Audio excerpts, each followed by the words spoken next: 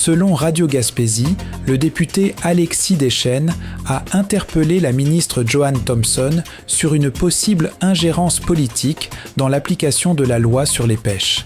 Il s'appuie sur des témoignages indiquant que des agents hésiteraient à intervenir en raison de directives politiques. Il a aussi cité un reportage d'enquête sur la vente illégale de homards hors saison. M. Deschênes a affirmé que cette pêche illégale met l'espèce en péril. La ministre a assuré qu'aucune pêche illégale n'est tolérée. Le député a demandé une extension du comité des pêches pour entendre les agents et la GRC.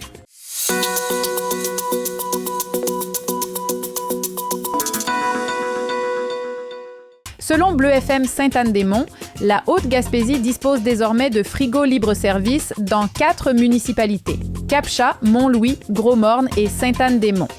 Ce nouveau projet collectif, accessible à tous, vise à réduire le gaspillage alimentaire en facilitant le partage de surplus. Les citoyens, commerces et organismes sont invités à y déposer leurs excédents de nourriture, incluant fruits, légumes, conserves, repas préparés et même viande de chasse. Les aliments doivent simplement être salubres, bien identifiés et respecter les règles de base.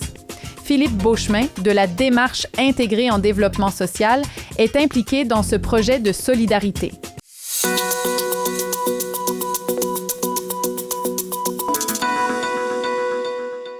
Selon Radio Gaspésie, la Coalition pour le retour des services d'un train passager en Gaspésie est finaliste pour un prix national.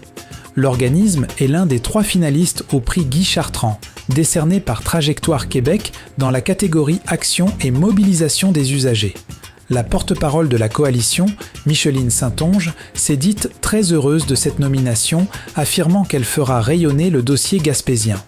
Les gagnants seront dévoilés lors d'un gala à Québec le 13 novembre.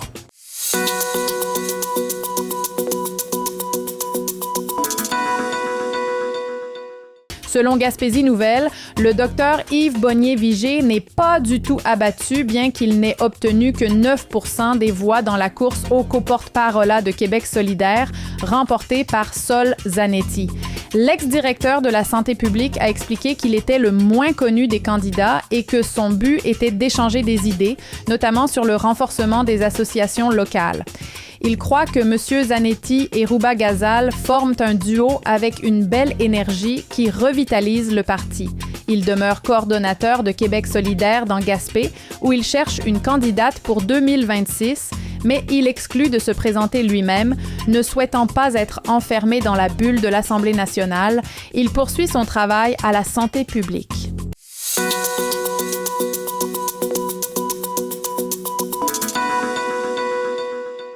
Selon Bleu FM Sainte-Anne-des-Monts, la loi 2 en santé, adoptée sous bâillon par la CAQ, fait l'unanimité contre elle, étant qualifiée de soviétique par les médecins.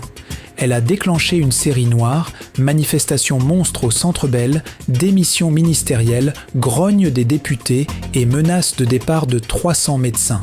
L'omnipraticien gaspésien Sylvain Drapeau se dit aussi décontenancé. La colère vise des mesures coercitives, lourdes amendes pour fausses déclarations, interdiction d'action concertée et une clause de dénonciation. Des inspecteurs peuvent aussi entrer en clinique et exiger des dossiers. Plusieurs établissements de la Gaspésie sont explicitement visés par la loi.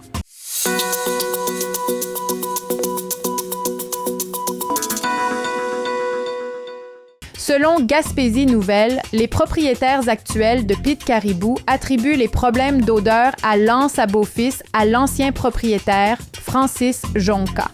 Le copropriétaire Jean-François Nellis affirme avoir découvert un drain qui coulait après l'acquisition, un vice caché qui fait l'objet d'un litige. Il assure que l'entreprise ne joue pas à l'autruche, ayant investi dans une centrifugeuse et un nouveau système de traitement des eaux. Le ministère de l'Environnement poursuit son analyse suite à une inspection en juillet et une plainte en septembre. M. Nellis appelle à la collaboration, tandis que Francis Jonca nie fermement ces allégations.